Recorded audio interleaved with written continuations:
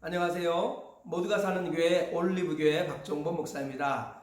오늘도 하나님의 은혜와 평강이 우리 주 예수 그리스도 안에서 저와 우리 모두에게 넘쳐나길 주의 이름으로 축복합니다. 오늘은 잠언 14장 1절에서 9절 말씀에 근거해서 집을 세우는 자가 되라 라는 제목으로 하나님의 말씀을 전하도록 하겠습니다. 솔로몬은 오늘 본문에서 지혜로운 자와 미련한 자를 비교하기도 하고, 그리고 대가 지불에 대한 이야기도 하고, 또 정직과 신실함에 대한 이야기도 하고 있습니다. 오늘 말씀을 여러 가지 관점으로 볼 수 있지만 집을 세우는 자가 되라 라는 이런 관점을 가지고 오늘 말씀을 살펴보도록 하겠습니다. 오늘 말씀을 먼저 세 가지 정도로 요약해서 정리해 보도록 하겠습니다. 첫째로, 지혜로운 여인은 자기 집을 세우되 미련한 여인은 자기 손으로 그것을 헌다 라고 말씀합니다. 오늘 보면 1절 말씀 보니까 지혜로운 여인은 자기 집을 세우되 미련한 여인은 자기 손으로 그것을 허느니라. 지혜로운 여인과 미련한 여인을 비교, 대조하고 있습니다. 또 지혜와 미련을 대조하는 말씀들이 많이 있는데요. 3절 보니까 미련한 자는 교만하여 입으로 해를 자청하고 지혜로운 자의 입술은 자기를 보전하느니라. 6절 말씀, 거만한 자는 지혜를 구하여도 얻지 못하거니와 명철한 자는 지식을 얻기가 쉬우니라. 미련한 자의 앞을 떠나라. 그 입술에 지식이 있음을 보지 못함이니라. 슬기로운 자의 지혜는 자기 길을 아는 것이라도 미련한 자의 어리석음은 속이는 것이니라. 미련한 자는 죄를 심상히 여겨도 정직한 자 중에는 은혜가 있느니라.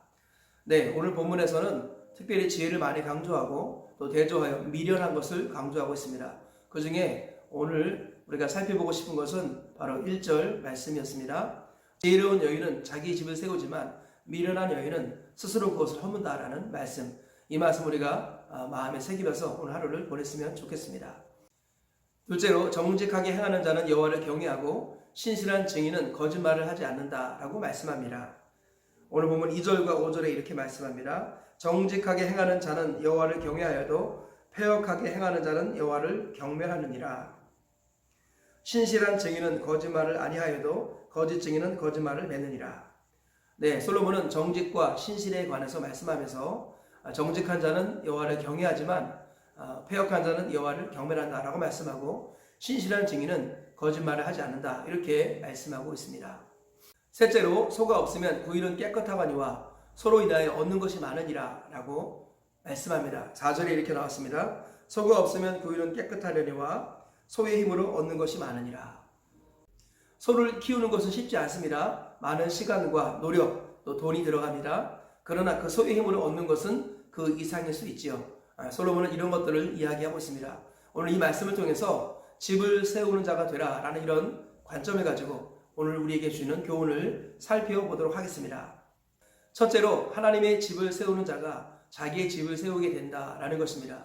본문 1절에서 솔로몬은 지혜로운 여인은 자기의 집을 세우지만 미련한 여인은 자기 손으로 그것을 헌다라고 말씀하고 있습니다. 지혜로운 여인이 어떤 여인입니까? 자기의 집을 세우는 여인이죠.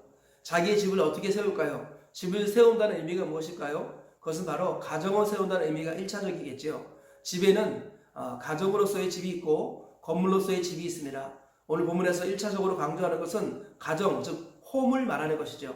홈으로서의 집을 말하는 것입니다. 지혜로운 여인은 홈을 일으켜 세우는 여인이다 라는 것입니다. 그리고 홈이 세워지면 나중에 하우스도 세워지게 되겠죠. 그래서 지혜로운 여인은 먼저 자기의 홈, 자기 집을 세우는 사람이다 라는 것이죠. 자, 그런데 자기 집을 세운다, 즉 가정을 세운다는 의미가 무엇입니까? 지혜로운 여인은 일단 자녀를 잘 키워서 가정의 기둥으로 세운다라는 것이고, 또 지혜로운 여인은 남편을 잘 섬겨서 남편을 일꾼으로 세운다, 그런 의미가 담겨 있겠습니다. 지혜로운 여인은 자기의 자녀를 세우고 자기의 남편을 세우는 여인이다라는 것입니다. 오늘날로 해석하면 브리스길라처럼, 루디아처럼 지혜와 믿음을 겸비하여서 자기 집을 하나님을 섬기는 가정으로 세운다라는 것입니다. 자녀를 믿음의 사람으로 키우고 남편을 믿음의 일꾼으로 세워간다라는 것입니다. 하나님께서는 우리가 자기 집을 세우는 지혜로운 여인과 같은 사람이 되기를 원하십니다. 그런데 중요한 것은 무엇입니까? 이것을 내 힘으로, 내 스스로 할 수 없다는 것입니다. 혼자서 자기 집을 세우는 것은 불가능하다는 거예요. 왜냐하면 이것은 영적인 일이기 때문입니다. 이것은 하나님의 도움이 있어야만 가능하기 때문이라는 것이에요. 그래서 하나님께서는 자기 집을 세우기 원한다면 먼저 하나님의 집을 세우라라고 말씀합니다. 하나님께서는 먼저 그의 나라와 그의 의를 구하라. 그냥 이 모든 것을 너희에게 더하시리라. 이렇게 말씀하셨습니다. 우리 주님께서는 먼저 하나님의 나라와 의를 구하기를 원하시는데요. 하나님의 나라와 의가 구현된 것, 그것이 바로 교회입니다. 예수님께서 자기 피로 사신 곳이 바로 교회이지요. 음부의 권세가 이기지 못한 유일한 곳, 그리고 그리스도의 몸된 곳, 그것이 바로 교회라는 것입니다. 교회가 든든히 세워지면 그 교회를 통해서 가정이 비로소 하나님께서 기뻐하시는 가정으로 세워지는 것입니다. 그래서 하나님께서는 가정이 세워지기 원한다면 교회의 힘을 통해서 세워야 한다라고 말씀합니다. 그러기 위해서 먼저 교회를 세우는 일에 우선을 두라고 말씀하시는 겁니다. 주께서 피로 사신 주님의 몸된 교회를 세우고 섬기고 그리고 돌아올 때 하나님께서는 은혜를 주셔서 자기 집을 세우는 역사를 일으켜 세워주신다라는 것입니다. 교회의 도움 없이 교회와 함께 가지 아니하고 자기의 집을 영적으로 세워나가는 것은 불가능하다는 것을 잊지 말아야겠습니다. 코로나 시대에 많은 사람들이 비대면을 합리화시키고 비대면을 성경과 연관시킵니다. 성경에서는 비대면을 이야기하지 않습니다. 성경에서 강조하는 것은 비대면이 아니라 소그룹입니다. 코로나 시대에는 비대면을 강조할 것이 아니라 소그룹이 강화되어야 한다는 것이죠. 비대면과 소그룹은 전혀 다른 이야기입니다. 하나님께서는 비대면이 성경적이라고 말하지 않고 소그룹이 성경적이라고 말씀합니다. 대그룹으로 예배를 드릴 수 없다면, 즉 예배당에서 예배를 드릴 수 없다면 소그룹으로 가정에서 예배를 드려야 합니다. 이것이 초대교회의 모습이었습니다. 성전에서 예배를 드릴 수 없었기에 그들은 가정에서 예배를 드렸고 가정이 교회가 되었습니다. 오늘날도 마찬가지입니다. 어떤 이유에서든지 모여서 예배를 드릴 수 없다면 흩어져서 각 가정에서 예배를 드려야 합니다. 그러므로 가정의 남편이 제사장이 되어야 되겠고 또 셀 가족 리더들이 각 가정을 돌면서 예배를 세워나가야겠습니다. 코로나 시대에는 비대면이 강화되어야 될 것이 아니라 소그룹이 회복되어야 한다는 것입니다. 그래서 교회가 건강하게 세워지기 위해서는 대그룹과 소그룹의 두 날개로 날아올라야 한다는 것입니다. 대그룹과 소그룹, 성전과 가정에서 모였던 이 초대교회의 모습을 되찾아야겠습니다. 그래서 교회가 대그룹과 소그룹의 두 날개로 날아오를 때 소그룹이 살아나는 교회, 이 교회가 진정은 비로소 건강한 교회가 되는 것입니다. 그리고 이 소그룹은 바로 가정을 포함하는 것입니다. 그래서 소그룹이 건강해지면 가정에서 예배를 드리는 이런 활발한 하나님의 역사가 일어나게 되는 것입니다.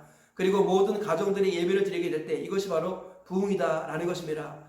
소그룹 교회를 견고히 세워나가시기를 축복합니다. 그리하여서 가정교회가 든든히 세워지고 우리 집이 온전히 하나님 보시기에 합당한 모습으로 세워지는 은혜가 있기를 주의 이름으로 축복합니다. 둘째로 하나님을 경외하여 정직하게 행하고 신실하게 복음을 전하라는 것입니다. 오늘 본문에서 정직한 자의 특징은 하나님을 경외한다고 그랬습니다. 그리고 신실한 자는 거짓말하지 않는다고 그랬습니다. 이 말씀을 정리해보면 정말로 하나님을 경외하는 사람은 정직하게 행합니다. 그리고 신실하게 복음을 전합니다. 많은 사람들이 정직하게 행하는 것만 강조합니다. 그러나 성경은 복음을 전하지 않으면 구원받을 수 없다라고 말씀합니다. 그러므로 여호와를 경외하는 하나님의 사람들은 첫 번째로 정직하게 행하고 동시에 신실하게 복음을 전하는 하나님의 사람이 되어야 합니다. 거짓말하면 안 되겠습니다. 성도의 거짓말은 복음을 전하지 않는 것입니다. 예수님이 유일한 구원의 길이요 진리요 생명인데 이 예수님을 전하지 않는다면 그것은 거짓말을 전하는 것과 똑같습니다. 하나님을 참으로 경외하는 사람은 정직하게 행하면서 신실하게 복음을 전하고 예수님을 전해야겠습니다. 주님 오시는 그날까지 하나님을 경외하여서 정직하게 행하시고 신실하게 복음을 증거하시는 하나님의 사람들 되어서 많은 사람들을 살리고 세우고 교회를 든든히 세우고 하나님 나라를 세우는 일에 앞장서시는 저와 우리 모두가 되시기를 주의 이름으로 축복합니다. 셋째로 대가를 지불하는 법을 배워야 열매를 맺을 수 있다는 것입니다. 4절 말씀을 우리가 평생 마음에 새겨야겠습니다. 소가 없으면 구유는 깨끗하거니와 소의 힘으로 얻는 것이 많으니라. 우리 소를 키우는 데는 대가가 지불돼야 합니다. 돈을 들여 소를 사야 할 것이고 또 비용을 지불해서 우리 시간과 비용을 지불해서 우리 소를 밥을 먹여야 됩니다. 그리고 외양간을 치우는 수고도 감당해야 됩니다. 소를 키우는 것은 많은 에너지와 비용이 들어갑니다. 그런데 그 소의 힘으로 얻는 것은 그보다 훨씬 더 많다는 것입니다. 그러므로 우리가 무엇인가를 얻고 싶다면 소를 키우는 결단을 해야 합니다. 무엇인가를 얻고 싶다면 대가를 지불하는 결단을 해야 한다는 것입니다. 자녀를 믿음과 신앙으로 키우기 위해서 대가를 어렸을 때부터 지불하지 않으면 그 자녀가 나중에는 부모의 짐이 되고 못이 된다는 것입니다. 그래서 우리 어렸을 때부터 자녀 양육에 대가를 지불하는 것, 이것이 중요하죠. 그런데 이 세대는 대가를 지불하지 않고 행복하려고 합니다. 그리하여서 결혼도 하지 않으려고 하고 자녀도 낳지 않으려고 합니다. 자녀를 낳았을지라도 하나 둘밖에 낳지 않고 또 하나 둘 낳았다 할지라도 어린이집, 유치원, 학교 이런 데에 자녀를 맡김으로 부모가 대가를 지불하지 않으려고 합니다. 그래서 자녀가 바르게 크지 않고 하나님을 떠나게 되는 것이죠. 하나님께서는 믿음으로 올바르게 꾸준히 끝까지 대가를 지불하라고 말씀합니다.